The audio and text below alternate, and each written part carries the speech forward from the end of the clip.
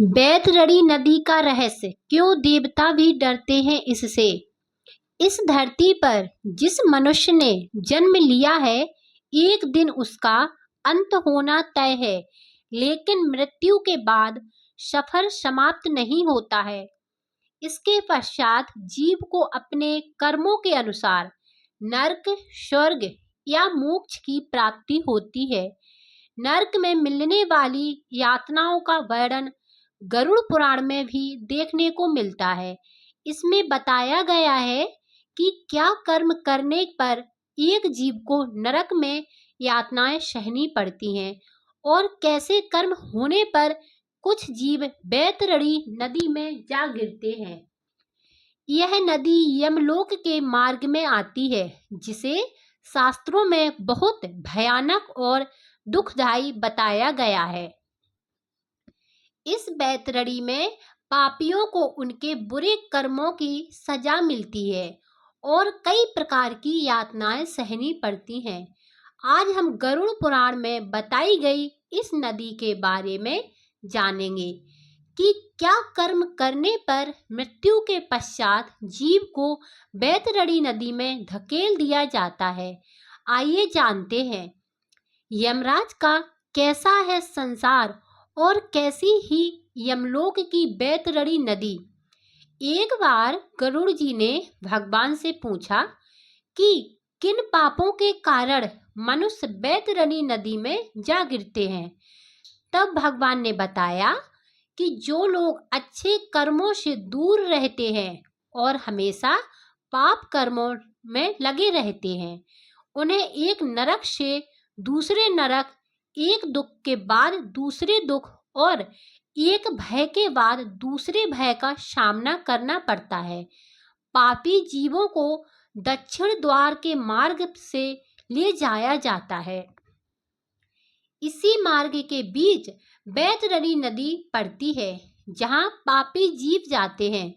जो मनुष्य धरती पर ब्राह्मणों की जान लेते हैं, मदिरा का सेवन करते हैं, बालकों की जान लेते हैं, गोवध करने वाले, स्त्री की जान लेने वाले, गर्भपात करने वाले, गुरु का धन लेने वाले और ब्राह्मण का धन लेने वाले बैतरणी नदी में गिर जाते हैं।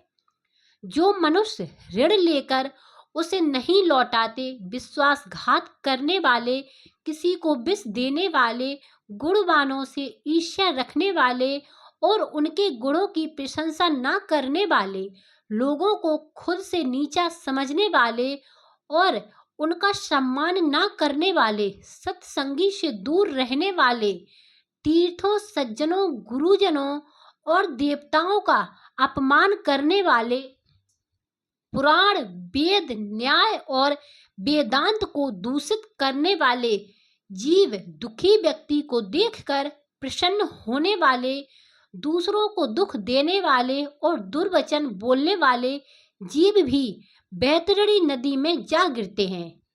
ये सभी अधर्मी जीव रात दिन विलाप करते रहते हैं और यम मार्ग में जाते हैं, जहाँ इन जीवों को यमदूतों की मार झेलनी पड़ती है। इसके बाद यमदूत पीटते हुए जीवों को बैतरणी नदी की ओर गिरा देते हैं।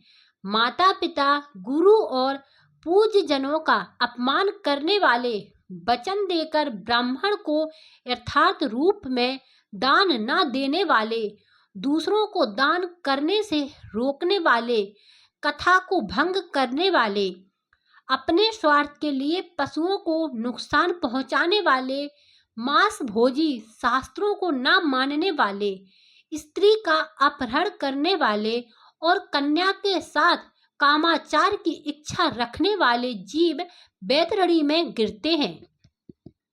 ये सभी मार्गों की यातनाएं झेलने के बाद यम के भवन में पहुंचते हैं और यम की आज्ञा से दूत आकर दोबारा पापियों को बैतरणी में धकेल देते हैं। भगवान बताते हैं कि बैतरणी नदी कष्ट प्रदान करने वाले सभी प्रमुख नरकों में से सबसे अधिक कष्टप्रद है। इसी कारण यमदूत पापियों को इस नदी में फेंक देते हैं।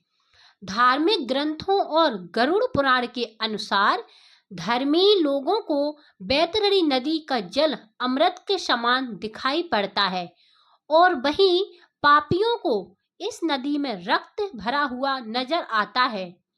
माना जाता है कि बैतरणी नदी 100 योजन में फैली हुई है और इसमें गिद्ध व मछलियां भारी संख्या में मौजूद रहती हैं। इस नदी का जल खौलता हुआ होता है और इसमें गंदगी, दुर्गंध, मांस व कई प्रकार के जीव जंतु रहते हैं। जो पापी बैतरणी में गिरते हैं वो भयंकर जीव जंतुओं और उबलते हुए जल में पीड़ित होकर विलाप करते हैं। इस नदी को पार करना पापियों के लिए बहुत कठिन होता है। पुराणों में इस यातना से बचने के लिए कुछ उपाय भी बताए गए हैं। पुराणों के अनुसार अगर मृत्यु के समय जीव ने गाय दान की हो तो उसे बैतरणी नदी पार कराई जा सकती है। कहा गया है कि इस नदी के तट पर पहुंचने पर एक गाय आती है जो पूछती है कि तुम्हारा पुण्य कुछ हो तो बताओ। जिन्होंने गाय का दान किया होता है वह गाय की पूंछ पकड़कर इस भयानक बैतरणी नदी को कुशलता पूर्वक पार कर जाते हैं। Thanks for watching.